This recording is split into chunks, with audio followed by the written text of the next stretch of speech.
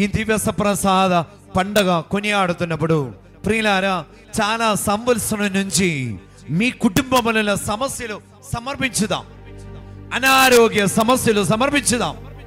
మీ పితరులు ఎడారిలో మన్నాను భుజించి మరణించిరి, పరలోకము నుండి దిగి వచ్చిన జీవమున ఆహారమును నేనే, జీవమున ఆహారమును నేనే.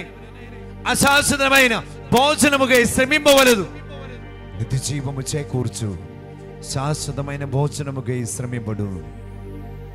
ప్రియులారా, ఈ సమయంలో ఈరోజు ఈ బలి అర్పణం తర్వాత మీ ఇండ్లు సందర్శించిన సమయంలో దివ్య సప్రసాదముతో మీ ఇల్లు ఆశీర్వదించినప్పుడు 3-5 ప్రార్థన ఉద్దేశాలు ఈ బలిపీఠములో సమర్పించుదాం. మీ శరీరముల అనారోగ్యం, మీ కుటుంబములలో సమస్యలు, మీ జీవితములలో